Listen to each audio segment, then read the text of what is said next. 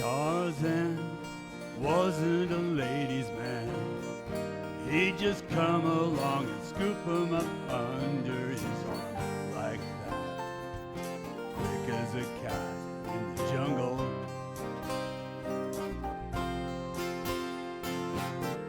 Clark Kent, now there was a real gent. He would not be caught sitting around in no jungle scape, dumb as a nape, doing nothing. Superman never made any money, saving the world from Solomon Grundy. Sometimes I despair the world will never see another like him. Hey Bob, Soup had a straight job, even though he could have smashed through any bank in the United States. He had the strength, but he would not. Folks said his family were all dead. Planet crumbled, but Superman, he forced himself to carry on. Forget Krypton and keep going. Superman never made any money, saving the world from Solomon Grundy. And sometimes I despair the world will never see another man like him. Tarzan was king of the jungle over all the apes, but he could hardly string together 4 words. I Tarzan, you Jane. Sometimes the soup was stopping cries. I'll bet that he was tempted just to quit and turn his back. Join us in the forest. But he stayed in the city, kept on changing clothes and dirty old phone books till his work was still. Nothing to do but go on home. Tarzan made any money, saving the world from Solomon Grundy. And sometimes I despair the world will never see another man like him. And sometimes I despair the world will never see another man like him.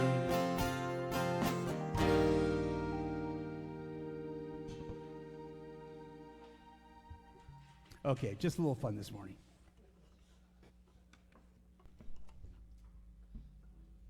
I promise the band I will make the connection. I promise. But first, I got to talk to my friends. I think I still have friends.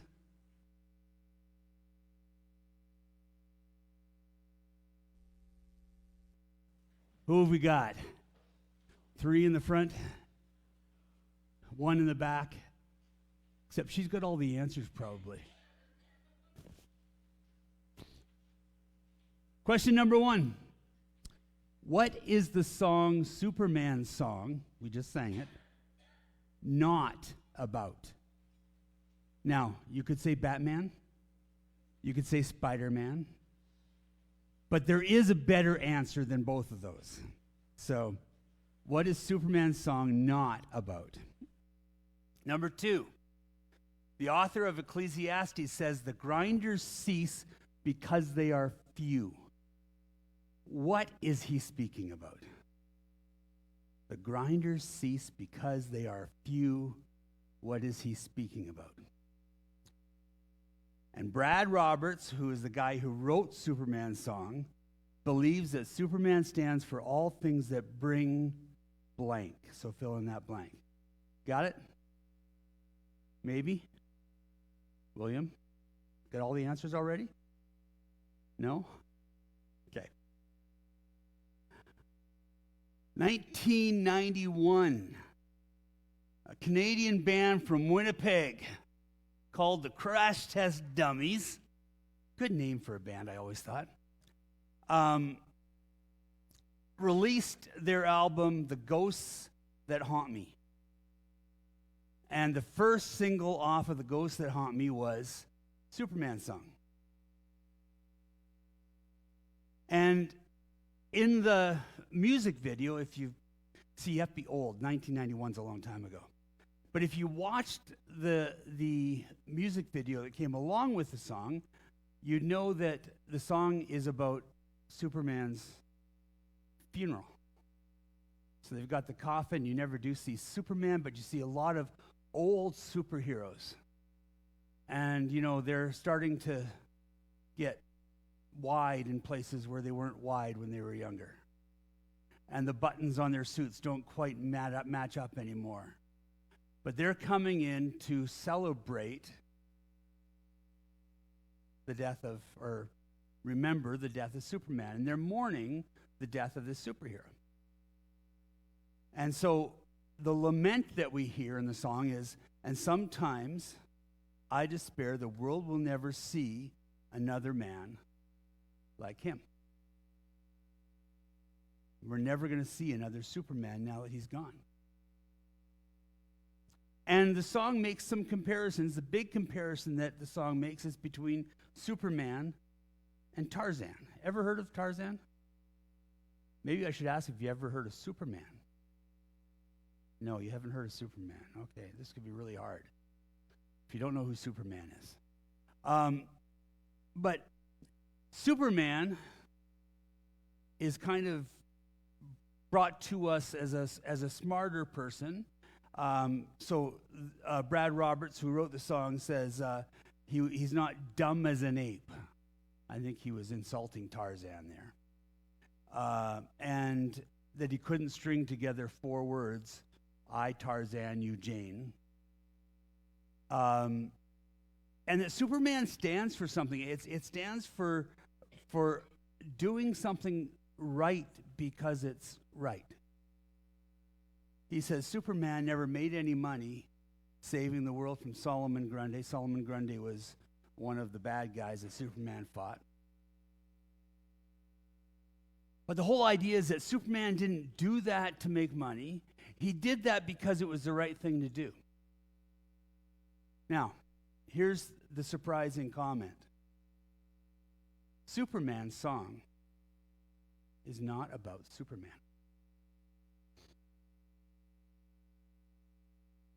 And you're saying, how can that be? But that's not what Brad is talking about. Brad wrote a song, and he's not talking about Superman. He's talking about something else. Here's what Brad wrote. So these are his words. Superman, as cast in Superman's song, is obviously a left-wing political figure. And in Alberta, left-wing means usually wrong or bad or evil. Although that's not the way Brad's using it. Superman is obviously a left-wing political figure. His activity in the community is intrinsic to his being. Superman is being juxtaposed against Tarzan, who is a kind of laissez-faire capitalist type who retreats to the forest and rejects the idea of community. He wants to live in the so-called animal state, and he doesn't have to bother with any kind of political realities. And Brad is making a comment about the culture that existed 35 years ago in 1991 when he wrote the song. But here's the reality. It could have been written today. We still have some of the same struggles that we are going against. We still have an isolationist tendency. This idea that we don't have to help anybody, that you don't have to help anybody. We can go off by ourselves, make ourselves a better person, and that is enough. Nothing else needs to be done. And I think Brad Roberts is talking about communism, another bad word, but not the communism that we're thinking of. It's not the Karl Marx political philosophy. It is about a society that believes that community is important, that we need each other, that there is something of value in just being nice to one another. We might say loving one another. That there's something that is absolutely important about those kind of ideals in our society. Again, Brad Roberts says this: one of the things that impressed me was the distinction between the idea of doing something for a reason versus doing something for one's own sake. In the case of Superman, he pursues good for its own sake. He pursues good because it is good. And he doesn't need another reason to do good. It's not so that he can get something else, like being paid. He does good, and that is the end in itself. One of the things that the song gets at is this kind of decaying sense of civic responsibility where characters like Superman are no longer valued.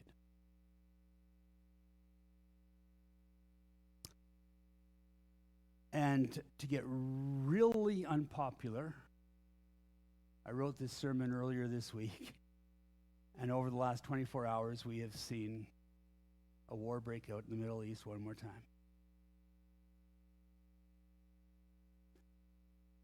Where nobody seems to know why we're fighting. The politicians stand up in front of microphones and give different reasons. I was once told that, if you're ever reading about the side effects of something, and the side effects of it are really long, the truth is what they're telling you is we don't know what the side effects are. We're really not sure. If it's a short, concise list, that means they've done the experimenting. If there is a war and the reasons for the war is really long, it means there's probably no reason anybody wants to kind of admit to. And the question as people that we need to ask is, what is it that we believe is right and wrong? And are we willing to chase after what is right? Are we willing to do what is right even if nobody else is doing it? Are we willing to love those who are hard to love? Are we willing to build community with people who seem to be alone and outside of community?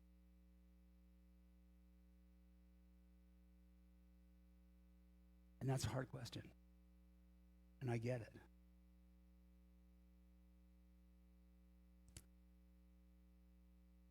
As I was remembering Superman's song and thinking about what Brad Roberts said the song was about, I realized that while Brad was talking about our society, I became very aware that this was more about the church and what the church should be and what the church has sometimes lost. We've forgotten that we're supposed to be about community. We're supposed to be about ministering to the least of these, wherever we find them. It doesn't mean the church needs to have an official program. In fact, that's probably not what we should be thinking. It means that as the church, you are the church. As you go out, you are making a difference in those areas. The church comes in here and exists in this place for only like an hour and a half on Sundays. The rest of the week, we go out there and make a difference out there. Still the church. You never stop being the church. And we need to be doing good because it's good. We do right because it is right, not because there's some reward in it for us. We make right decisions, right choices, right comments because it is the correct thing to do. So we're in our second week of Lent, and Lent is often a time when we recognize our own mortality, the idea that we need God, that we will not last forever. And as you get older, you start to understand that you will not last forever.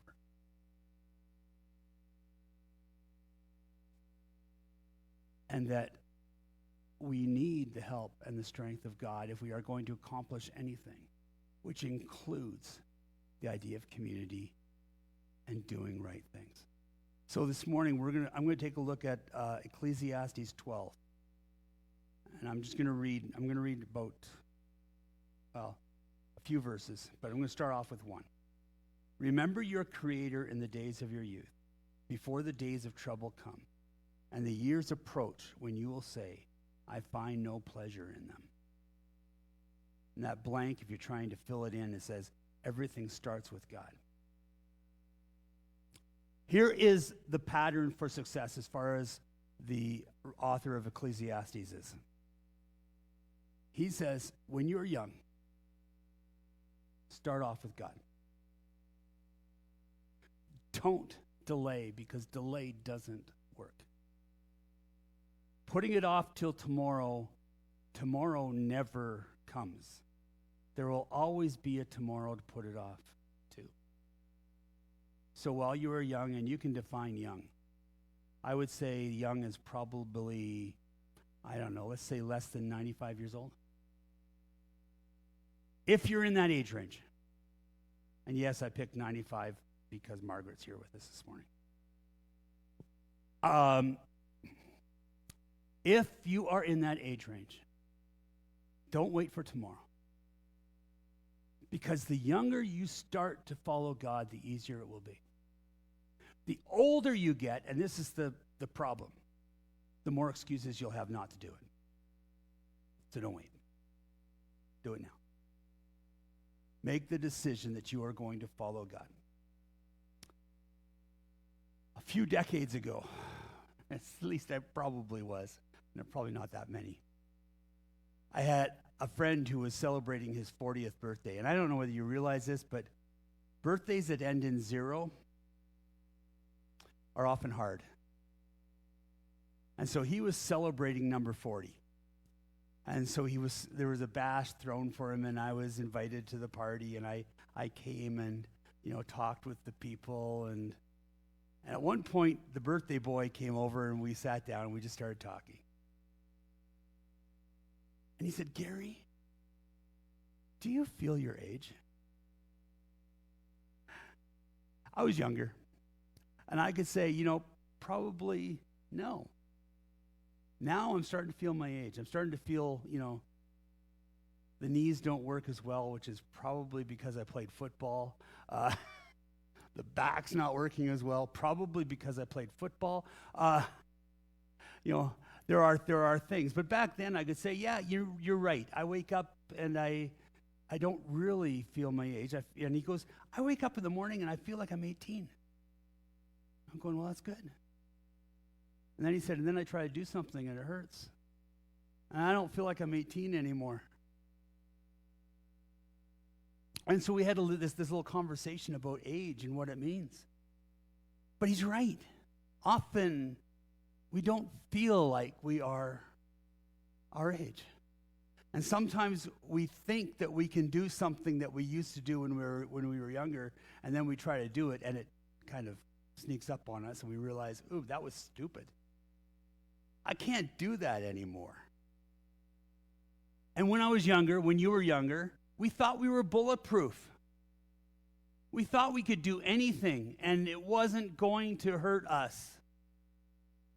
We didn't need any help. We just did it. I can remember being at a camp, and I can't remember what the name of the game was, but we developed a game that was actually in a Mad comic book. But this game was in this Mad comic book, so we kind of took the game from the comic book and then put extra rules around it until we had a game. And the game was like rough. But we were okay.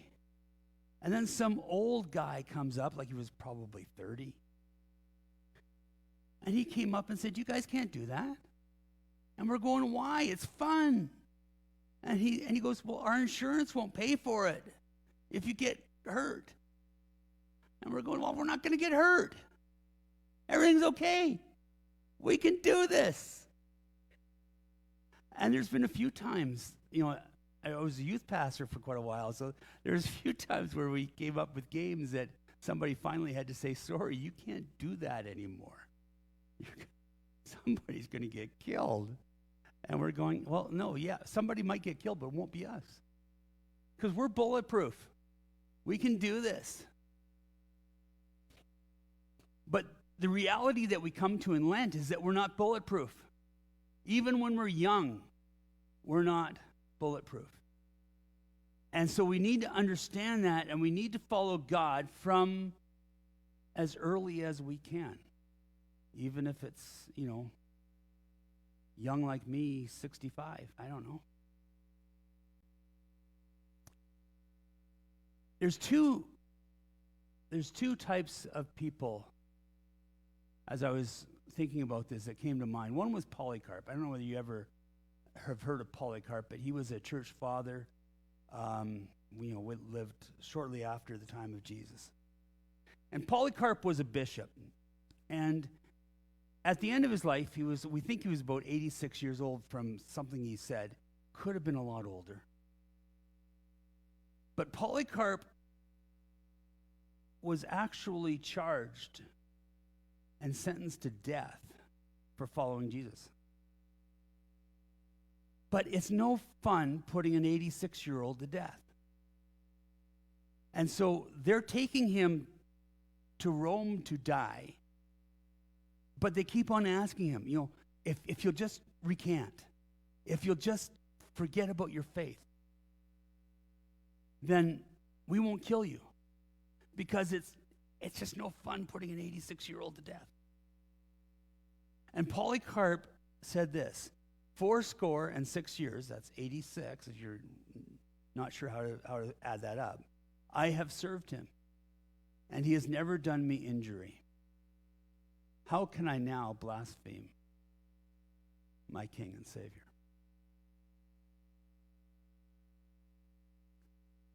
I have served Jesus for 80. I did it since I was young. And he has never done me any wrong. Why would I do him wrong? Why would I say I don't know him when he's never done that to me? One reaction from doing something when you were young. The other one is kind of heartbreaking, and it was a moment that I had with a gentleman who was dying. And we started to talk, we were just talking about, we were talking about a lot of things, and then it turned to faith. And so, as a pastor, I kind of asked the question I'm supposed to ask. If you died tonight, do you know where you're going to go? And his answer to me was, I have lived my whole life without Jesus. It would be somehow dishonorable to turn to him now, so I won't. And I thought, what a tragedy. I put the decision off for so long that now somehow my pride won't let me ask him into my life. I will go on. Two different responses to understanding our faith from our youngest.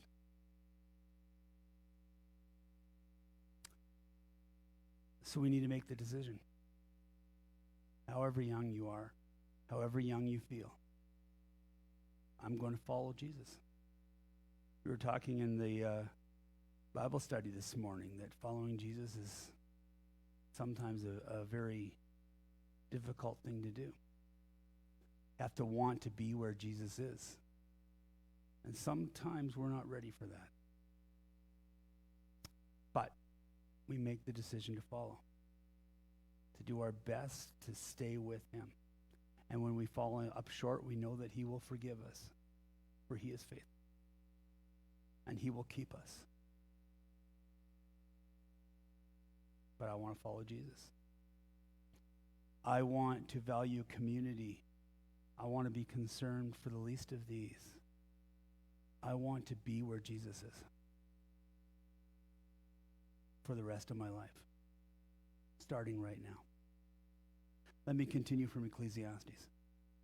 Before the sun and the light and the moon and the stars grow dark, and the clouds return after the rain, when the keepers of the house tremble and the strong men stoop, when the grinders cease because they are few, and those looking through the windows grow dim, then when the doors to the street are closed, when the sound of grinding fades, when the people rise up at the sound of birds, but all their songs grow faint, when people are afraid of heights and of the danger in the streets, when the almond tree blossoms and the grasshopper drags itself along and desire is no longer stirred, then people go.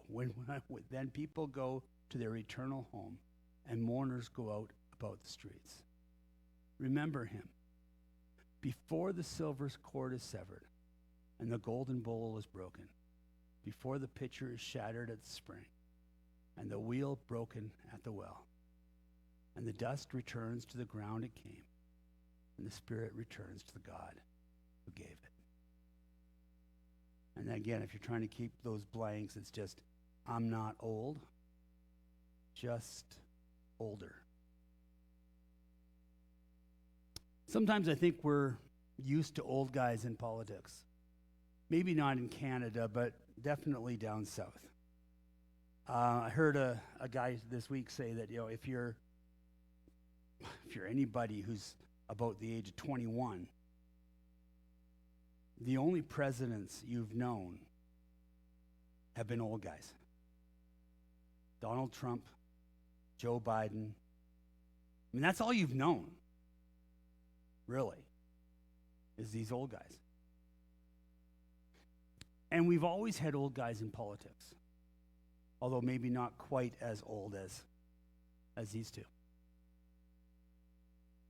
But there was one politician that, when I was younger, that was ridiculed because he was too old, and his name was Ronald Reagan. He was 69 when he was elected as president, and people thought that was too old. They did.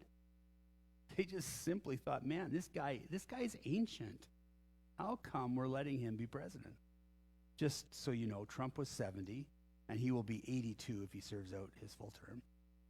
And Biden was 78 when he was elected, and he was 82 when he left office. Ronald Reagan was 77 when he left. So he was old. And people criticized him for being old. But Ronald Reagan had a gift. He had a gift for kind of taking a criticism about himself and turning it into something positive. He'd make a joke about it. And one thing he said, this is when somebody was criticizing him for his age. He said this: Thomas Jefferson once said, "We should never judge a president by his age, only by his works." And ever since he told me that, I stopped worrying. Some of you got the joke. Two things. First thing, don't judge me by the number on my driver's license. Judge me by what I can or cannot do. The number on my driver's license is fairly arbitrary. Some people will have that number and they will be a lot better than I am, and some will be worse. Don't judge me by that. Judge me by what I can do. Second was the joke. And I hate to explain other people's jokes, but he said, when I talked to Thomas Jefferson died July 4th, 1826. If Reagan talked to Thomas Jefferson, he was a lot older than we thought he was. But it was a way of disarming the comment about him being old. We're old. I have watched a political program, and they started to add an executive. I guess he's been with the network for quite a while, but he's executive, usually not in front of the camera. And so now they've put him in front of the camera.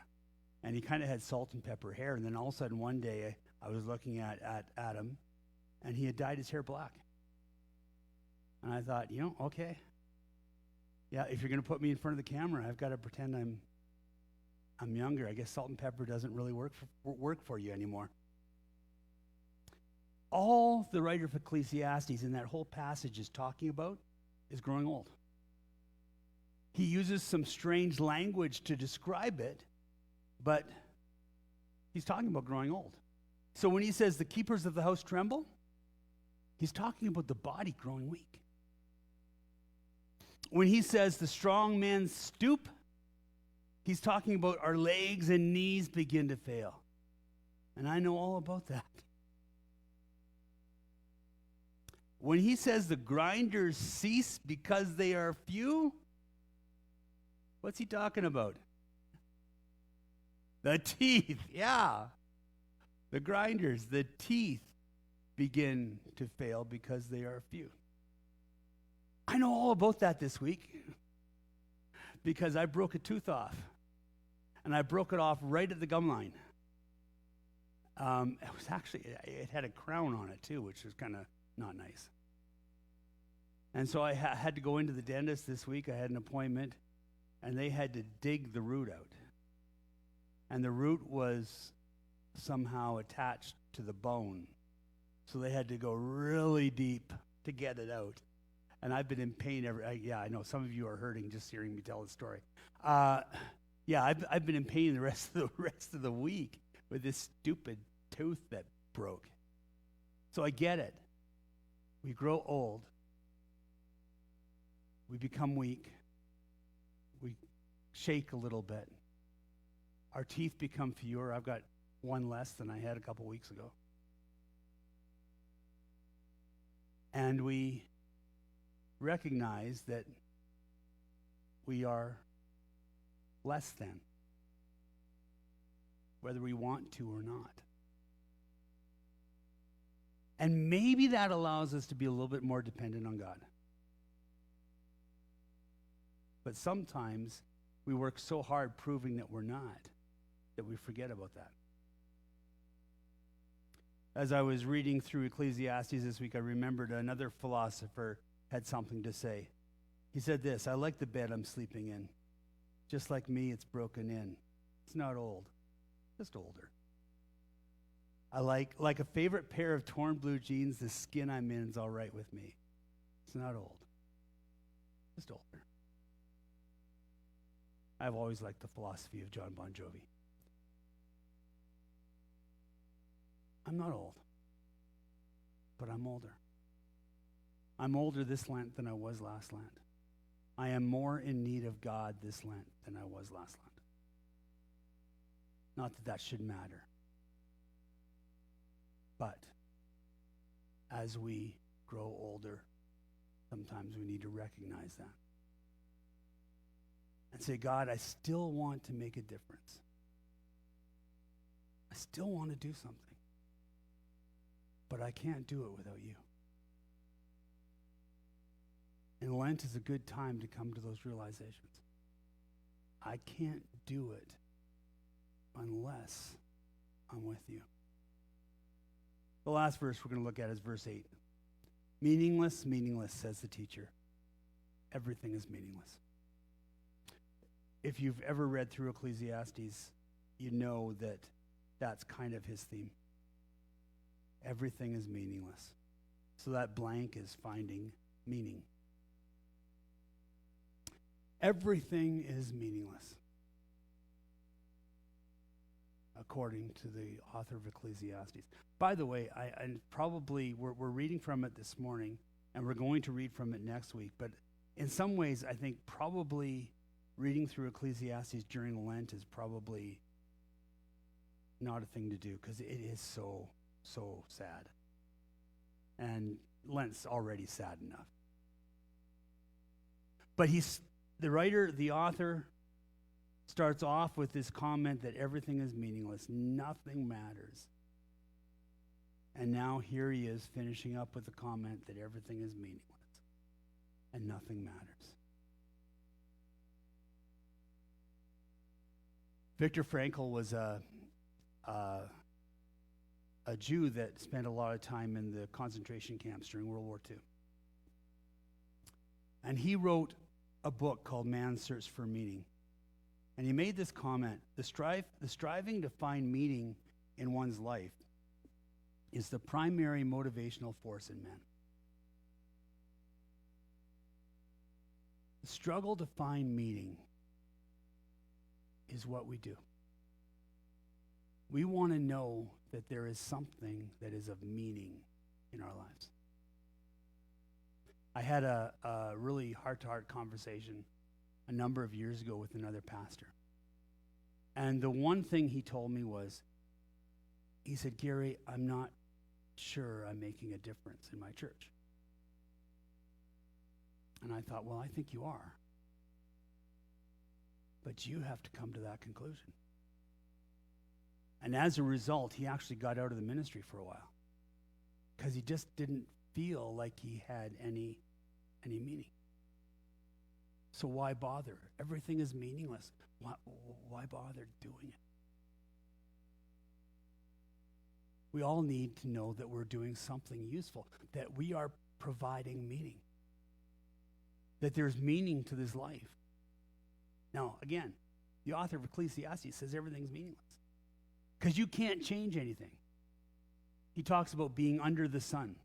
And under the sun just means in this world that we live in. And he says you can't change anything, so everything's meaningless.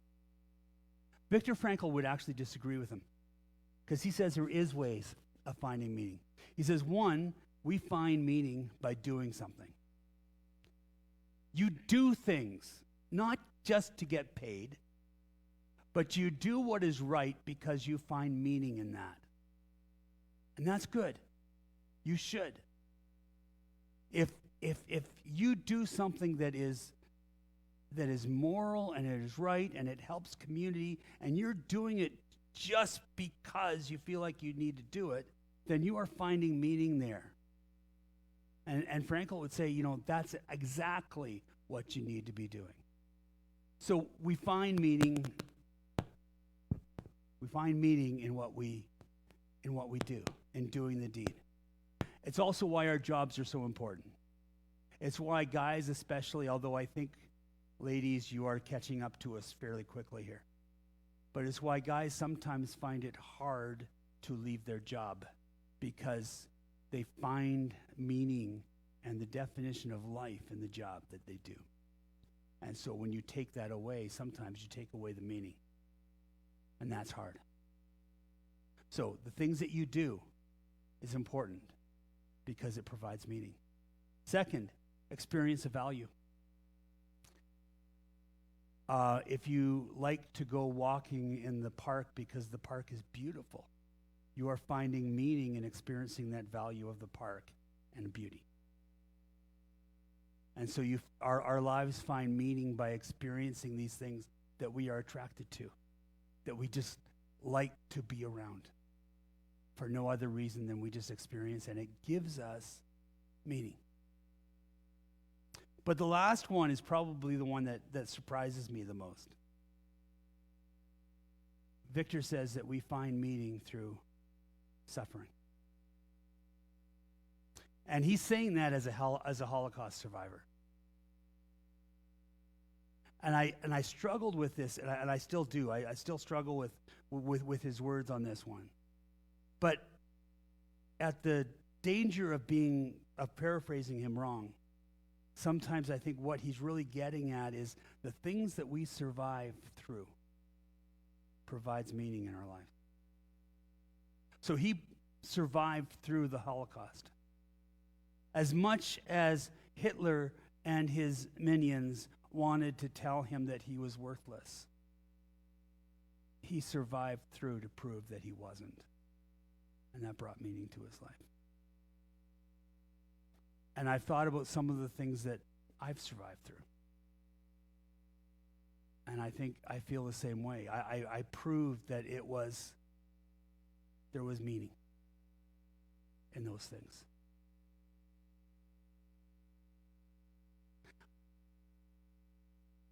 I am important because God created me the way that I am. Am I perfect? No. Do I struggle? Yeah. Do I have health issues? Yeah. Are there things I wish were different about me? Yeah. But God created me as I am. God saw purpose in me. So maybe I need to cut myself a little bit of a break and find purpose in me too, and meaning as I walk forward. It's part of what I think God wants us to understand. That depending on him is not just depending on him. I know that sounds stupid. But it's about depending on him so that we can fulfill the meaning and the purpose that he placed inside of us on the day that we were born. That we reveal the purpose that he has shaped inside of us as we have grown older. And that he is still doing it. I am convinced, and I told my grandmother this. She died when she was 107 and she couldn't figure out, she thought maybe God had forgotten her. And I said, Grandma, no. As long as you're here, God has a purpose. And there is meaning in your life. Because God placed it there. Not because of anything that we did. So, even where you are, live out that purpose. And when your purpose is done, God will take you home. But it will be his decision. And he will take you. Ecclesiastes says that everything is meaningless because we can't change anything under the sun. But we do. Every time we find meaning, every time we chase after something that is good, just because it is good, we change our world. Every time we hug somebody who is lonely and in need of company, we've changed the world under the sun. Every time we rely on Jesus to help us and strengthen us, we change what is under the sun. Brad Roberts wrote a song. And in the song, Superman stands for things that bring meaning. And that is true for society, and it's true for the church. We need things that will bring meaning, that God places inside of our lives. I call this sermon not Superman And there's kind of a double edge to that. I usually don't explain my titles. But for me, there was this kind of double edge. Number one, we're not bulletproof. Superman was. So we're not Superman. But at the same time, sometimes I think we're not Superman because we don't chase after the things that Brad Roberts said Superman was all about, including meaning. And this Lent, as we come and we recognize that we are nothing without God, maybe part of what we can regain in ourselves is that Jesus wants to build meaning into our lives. He wants to build community inside of us. He wants to help us. And that even the things that we think are holding us back, he can use in our community and wherever it is that he places us to bring positive meaning there under the sun. Let me pray. Father, we thank you for all the ways that you have shaped us. And sometimes, God, we don't give you enough thanks for some of the weaknesses that you have placed in us. But maybe we can recognize this morning that these places are places where you have allowed us to need community, to need somebody else. That God, this is not supposed to be a solo job. You have placed inside of us a need for each other. And together we can change things under the sun. I thank you for the purpose that you have placed inside of each one of us. And I just ask that you would, in this moment, emphasize those things. Allow us to remember the ways that you have made us, and you have made us special. And where there is weakness, Father, help us to understand that that's where your body, your community helps us to grow and helps us to move forward. God, we all need meaning. And we just ask that you would be that meaning, that you would push us towards purpose, that you would remind us that we are who you created. And as long as we're breathing, you have a purpose for us. May we remember that every day of this Lent season and then every day for the rest of our lives. We pray this in the name of Jesus. Amen.